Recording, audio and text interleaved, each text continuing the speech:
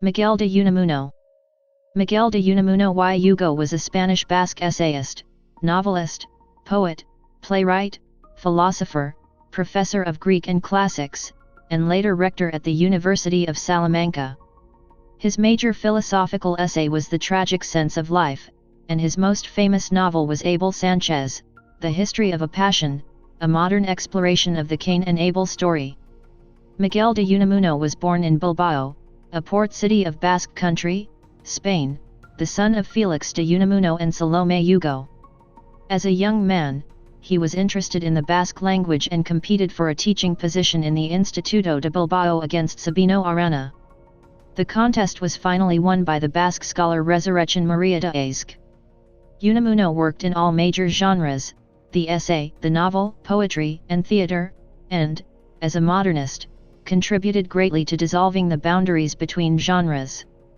There is some debate as to whether Unamuno was in fact a member of the Generation of 98, an ex post facto literary group of Spanish intellectuals and philosophers that was the creation of José Martínez Ruiz, a group that includes, besides Azarin, Antonio Machado, Ramón Pérez de Ayala, Pío Baroja, Ramón del Valle Inclán, Ramiro de Maeztu, and Angel Ganivet, among others.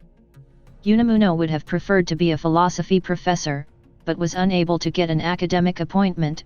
Philosophy was in Spain somewhat politicized. Instead he became a Greek professor. In 1901 Unamuno gave his well-known conference on the scientific and literary inviolability of the Basque. According to Azamendi, Unamuno went against the Basque language once his political views changed along his reflection on Spain. In addition to his writing, Unamuno played an important role in the intellectual life of Spain. He served as rector of the University of Salamanca for two periods, from 1900 to 1924 and 1930 to 1936, during a time of great social and political upheaval. During the 1910s and 1920s, he became one of the most passionate advocates of Spanish liberalism. Unamuno linked his liberalism with his hometown of Bilbao, which, through its commerce and connection with the civilized world, Unamuno believed had developed an individualism and independent outlook in stark contrast to the narrow-mindedness of Carlist traditionalism.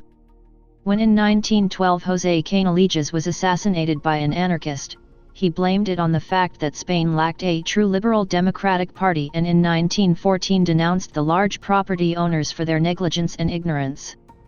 Along with many other Spanish writers and intellectuals, such as Benito Pérez Galdós, he was an outspoken supporter of the Allied cause during the First World War despite Spain's official neutrality.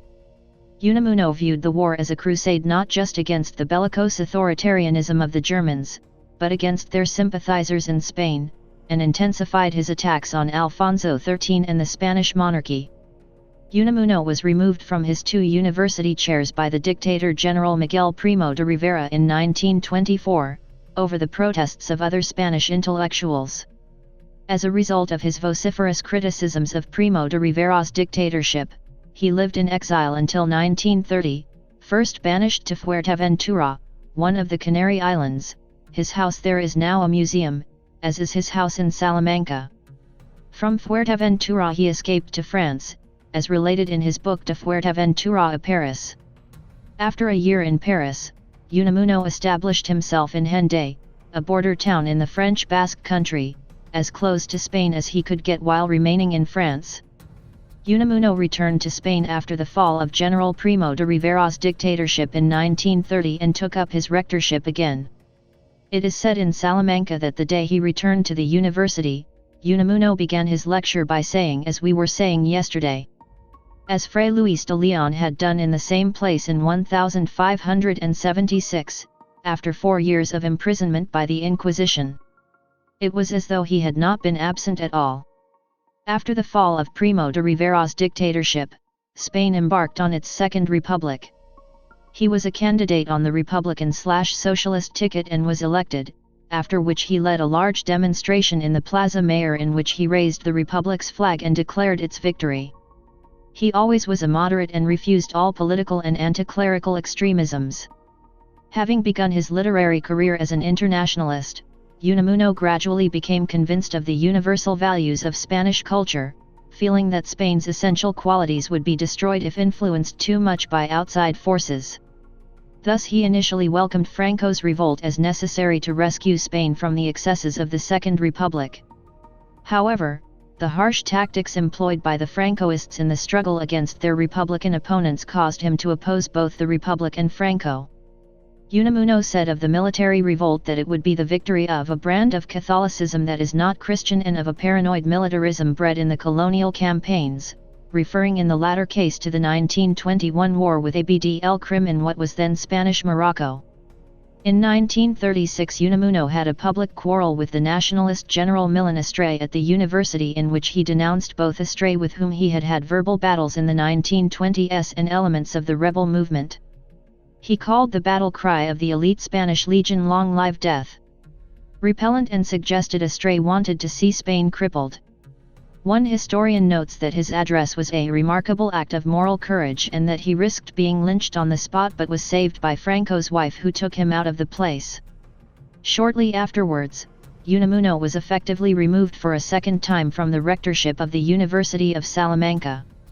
A few days later he confided to Nikos Kazantzakis, "No, I have not become a right-winger. Pay no mind to what people say. No, I have not betrayed the cause of liberty. But for now, it's totally essential that order be restored. But one day I will rise up soon and throw myself into the fight for liberty, by myself. No, I am neither fascist nor Bolshevik. I am alone, like Croce in Italy, I am alone." Broken-hearted, he was placed under house arrest by Franco, and his death followed 10 weeks later, on December 31. Unamuno died while sleeping, which he regarded as the best and most painless way to die. Unamuno was a well-known Lusophile, being probably the best Spanish connoisseur of Portuguese culture, literature, and history of his time. He believed it was as important for a Spaniard to become familiar with the great names of Portuguese literature as with those of Catalan literature. He was also a supporter of Iberian federalism. In the final analysis, Unamuno's significance is that he was one of a number of notable interwar intellectuals, along with luminaries such as Julian Benda, Karl Jaspers, Johann Huizinga, and José Ortega y Gasset, who resisted the intrusion of ideology into Western intellectual life. Unamuno's philosophy was not systematic but rather a negation of all systems and an affirmation of faith in itself. He developed intellectually under the influence of rationalism and positivism, but during his youth he wrote articles that clearly show his sympathy for socialism and his great concern for the situation in which he found Spain at the time. An important concept for Unamuno was intrahistoria. He thought that history could best be understood by looking at the small histories of anonymous people, rather than by focusing on major events such as wars and political pacts. Some authors relativize the importance of intrahistoria in his thinking. Those authors say that more than a clear concept is an ambiguous metaphor. The term first appears in the essay En torno al casticismo, but Unamuno leaves it soon. In the late 19th century Unamuno suffered a religious crisis and left the positivist philosophy. Then, in the early 20th century, he developed his own thinking influenced by existentialism. Life was tragic, according to Unamuno, because of the knowledge that we are to die. He explains much of human activity as an attempt to survive, in some form, after our death. Unamuno summarized his personal creed thus: "My religion is to seek for truth in life and for life in truth, even knowing that I shall not find them while I live." He said, "Among men of flesh and bone there have been typical examples of those who possess this tragic sense of life. I recall now Marcus Aurelius, Saint Augustine, Pascal, Rousseau, René, Obermann, Thomson, Leopardi, Vigny, Lenaud, Kleist, Amiel, Quintal, Kierkegaard, men burdened with wisdom rather than with knowledge." He provides a stimulating discussion of the differences between faith and reason in his most famous work, Del Sentimento Tragico de la Vida. A historically influential paper folder from childhood to his last, difficult days, In several works Unamuno ironically expressed philosophical views of Platonism, scholasticism, positivism, and the science vs. religion issue in terms of origami figures, notably the traditional Spanish pajarita. Since he was also a linguist, he coined the word cocotologia to describe the art of paper folding. After the conclusion of Amor y Pedagogia, he included in the volume, attributing it to one of the characters, notes for a treatise on cocotology. Along with the tragic sense of life, Unamuno's long-form essay La Agonía del Cristianismo and his novella San Manuel Bueno, Martyr were all included on the Index Librorum Prohibitorum. After his youthful sympathy for socialism ended, Unamuno gravitated towards liberalism. Unamuno's conception of liberalism, elaborated in essays such as La Esencia del Liberalismo in 1909, was one that sought to reconcile a great respect for individual freedom with a more interventionist state, bringing him to a position closer to social liberalism. In writing about the Church in 1932 during the Second Spanish Republic, Unamuno urged the clergy to end their attacks on liberalism and instead embrace it as a way of rejuvenating the faith. For Unamuno, the art of poetry was a way of expressing spiritual problems. His themes were the same in his poetry as in his other fiction: spiritual anguish, the pain provoked by the silence of God, time, and death. Unamuno was always attracted to traditional meters and, though his early poems did not rhyme, he subsequently turned to rhyme in his later works. Among his outstanding works of poetry are: Unamuno's dramatic production presents a philosophical progression. Questions such as individual spirituality, faith as a vital lie, and the problem of a double personality were at the center of La Esfinge and La Verdad. In 1934, he wrote El Hermano Juan o El Mundo es Teatro. Unamuno's theater is schematic. He did away with artifice and focused only on the conflicts and passions that affect the characters. This austerity was influenced by classical Greek theater. What mattered to him was the presentation of the drama going on inside of the characters, because he understood the novel as a way of gaining knowledge about life. By symbolizing passion and creating a theater austere both in word and presentation, Unamuno's theater opened the way for the renaissance of Spanish theater undertaken by Ramón del Valle Inclán, Azorín, and Federico García Lorca.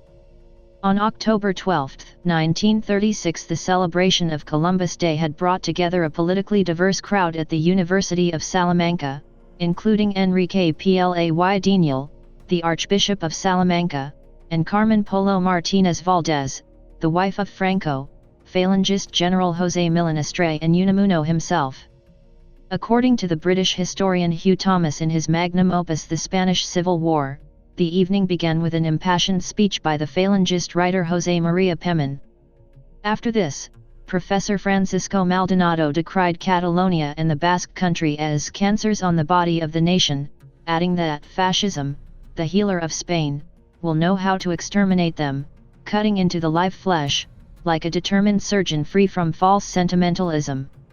From somewhere in the auditorium, someone cried out the motto Viva la muerte. As was his habit, Milanestre responded with España, the crowd replied with Una. He repeated España, the crowd then replied Grande. A third time, Milanestre shouted España, the crowd responded Libre. This Spain, one, great and free was a common Falangist cheer and would become a Francoist motto thereafter. Later, a group of uniformed Falangists entered, saluting the portrait of Franco that hung on the wall. Unamuno, who was presiding over the meeting, rose up slowly and addressed the crowd. You are waiting for my words. You know me well, and know I cannot remain silent for long. Sometimes, to remain silent is to lie, since silence can be interpreted as assent.